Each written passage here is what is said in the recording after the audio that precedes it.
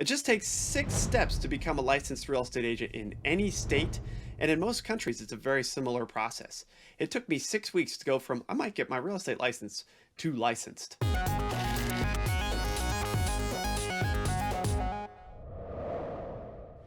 Before we jump into the 6 steps, if we haven't seen each other before, welcome to my channel. I'm ｃｈάρχǐ, a realtor, investor, team leader at eXp Realty with the goal of helping thousands of real estate agents create massive financial success, take control of their businesses, and create a high quality freedom lifestyle through real estate. Let's begin. The first thing to do to become a licensed real estate agent is to research the real estate licensing process in your state. So before you jump over to Google, make sure you subscribe so you don't lose this. Make sure you save this video so you can come back and reference it and reference all the other information I'm going to give to you. But you want to go to Google and you want to just type in real estate license process and then your state. I guarantee you're going to get the government website. Now you're going to get some spammy ads for licensing courses. I'm going to talk about how I got my licensing course in a little bit, and then we'll have other videos on best licensing courses and resources for you. But you want to look for the first government link or the first few government links. So that's going to say like, oh, Tennessee Regulatory Commission on Real Estate, or Real Estate Commission, or in Florida Department of Business and Regulation, right? So you're going to see different terminologies in different states, but essentially real estate license, real estate salesperson process, licensing process, those are the keywords you're going to want to search for. And very quickly on that front page of Google, I guarantee you it is going to be there. If you can't find it for some reason, comment below. I'll find a link, I'll post it there. Once you find that link, go through it and understand the process. It's going to have multiple steps to it. It's going to have multiple things in there. I'm going to go through those next steps here, but there's going to be slight tweaks, slight variations, slight requirements, like for the background check or for registration, what happens exactly when, those kind of things. Whether there's a 2-step test, a 1-step test, all those kind of things vary by state. The nomenclature for whether you're a real estate agent, whether you're a salesperson, all those nomenclatures may vary. So take a look at that, understand that a little bit, print that page off. You're going to need to reference it. The second step is to take the pre-exam licensing course. So there's usually a pre-licensing course and a post-licensing course, all right? And you're going to want to take that post-licensing course almost immediately, because usually the information there is actually more valuable to, street knowledge of being a realtor versus the pre-licensing exam, which is a bunch of knowledge you'll probably never use, but some of it is to how to stay out of jail, so that's kind of important, right? So you got to figure out how to take that course. So the way I did it, this sounds crazy, is I went to Groupon and I searched Florida real estate licensing course. I swear you will find a course there in most states, not all of them. Some states don't have courses up there. It might be some sort of state requirements and whatnot. But I found my course and I took it for $50. I kid you not. And you can find licensing courses that way. You can also just Google best licensing courses. What I would do is I would reach out to friends or other folks. You can call me. I've got a lot of agents from different states on my team, and they'll tell me how their licensing course was. I can relay that information to you. Or plop down below and I'll do some research for you. There's lots of good licensing courses out there. Mine, honestly, was death by PowerPoint, and I was able to get licensed very quickly. I just worked on it 2 hours a night and consumed it, right? So I liked that. I didn't have to go in person. I didn't have to wait on an instructor. I just zoomed through it.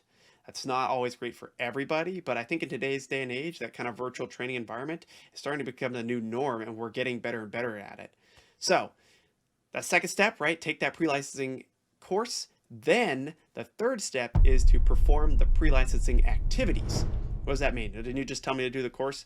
Well, what I'm talking about is the stuff besides the course. Usually there's a background check that may involve going and getting fingerprints somewhere that's authorized. There's usually a state pre-registration process. So before you can take the exam, you've got to go in and register.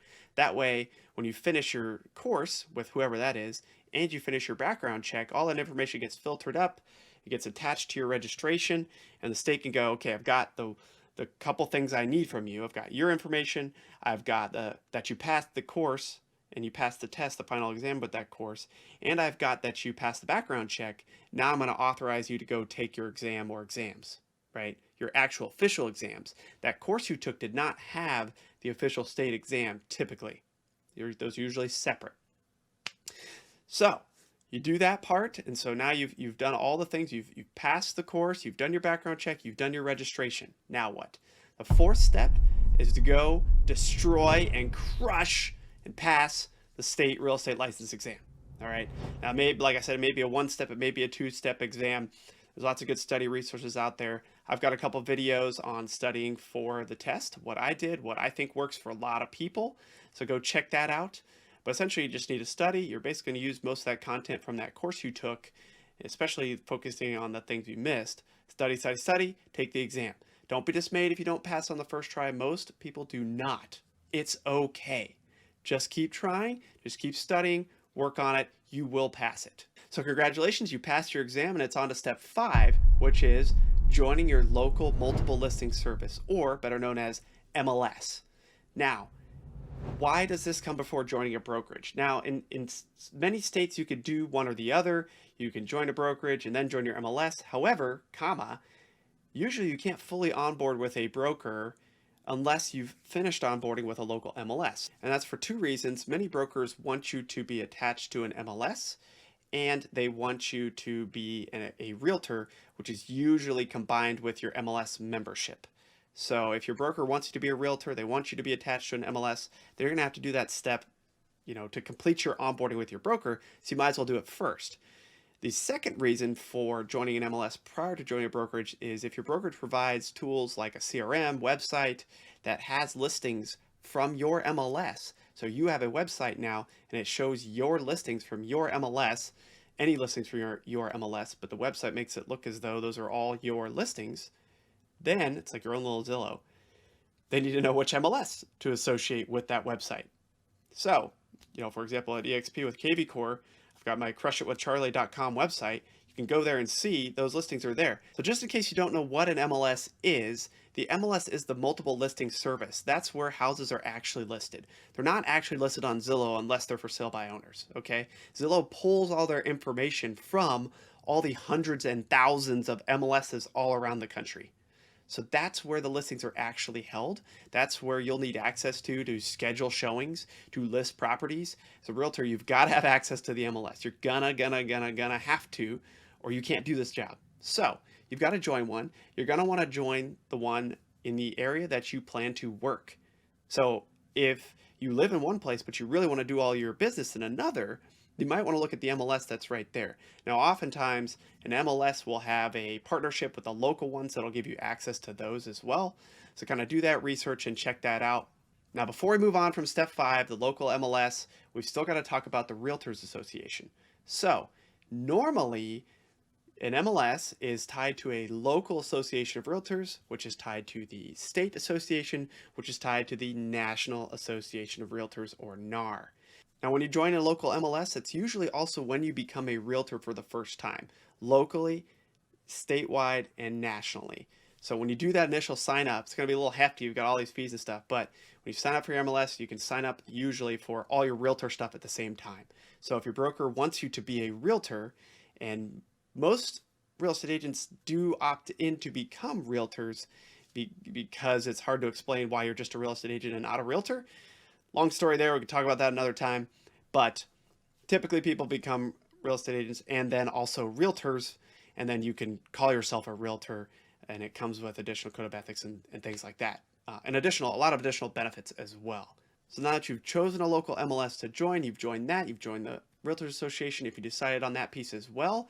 The last final step is to choose and join a brokerage. This is required to practice real estate. You cannot become a broker initially. You've got to either be an associate broker, or you've got to be a licensed salesperson that can eventually become a broker if you decide to. In today's day and age, don't think it's necessary, but we can have that conversation another time. Now be sure to check out my video where I talk about 14 interview questions to ask prospective brokerages that will help you decide in this process. Now, be especially careful if you're starting part-time. Most brokers don't plan to pay much attention to part-timers. It's not their fault. Brokers get most of their income from their top producing agents, right?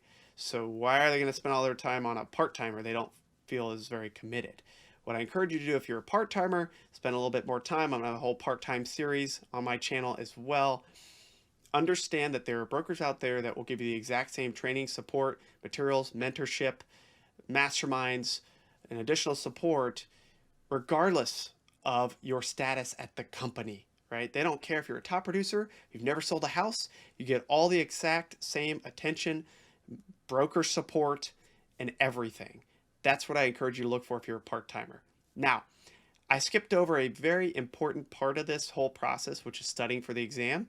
I got a lot more videos on that as well. I just wanted to cover the 6 steps to become a real estate agent. Now be sure to subscribe and check out all the other additional content I have for new agents, part-time agents, lead generation, teams, everything you could possibly imagine, as well as eXp Realty. If you'd like to consider that as an option and our Lion League team as a sponsorship choice at eXp Realty, be sure to schedule a discovery call at the link below. We'll gladly show you the model as well as the other dozens of exclusive benefits and resources that our team provides to you at no cost, and we can see if it's the right fit for you. See you next time.